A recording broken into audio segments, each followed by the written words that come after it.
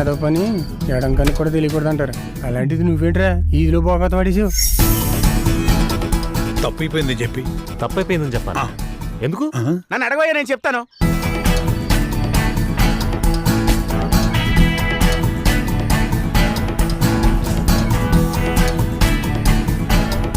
శుభం, మంచి విషయమే కదా, మరి అలా మెల్లిగా చెబుతావేంటి బావా? ఏదైనా సమస్య?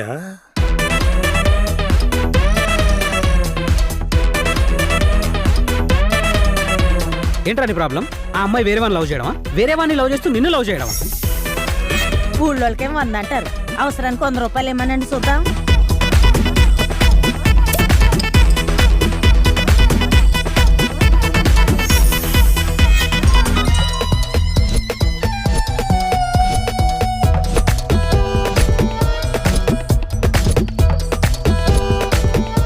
అసలు ఏం జరుగుతుందో నాకు అర్థం కావట్లేదు.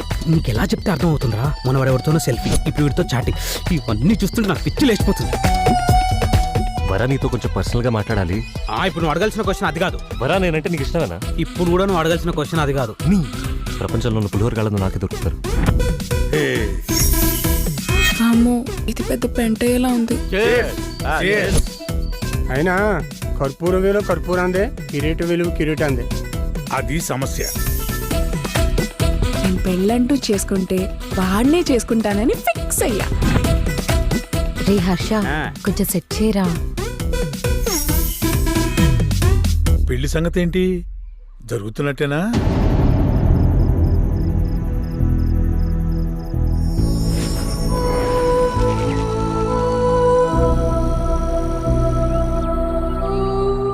ఒక అమ్మాయి ఒకరిని లవ్ చేసి వాడితో కలిసి తిని తిరిగి ఆడి పాడి ఆఖరికి అది కూడా అయిపోయిన తర్వాత చీవిడు మనకొద్దు, కొత్తగా ట్రై చేద్దాం అనుకుందనుకో.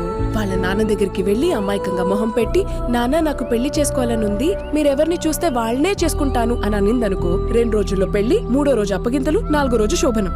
ఆ రోజు నేను తెల్ల చీర కట్టుకుని మల్లెపూలు పెట్టుకుని చేతిలో పాల గ్లాస్తో లోపలికెళ్లి గడియ పెడితే బావ ఒట్టేసి చెప్తున్నా, ఆ దేవుడు కూడా మమ్మల్ని ఏం చేయలేడు.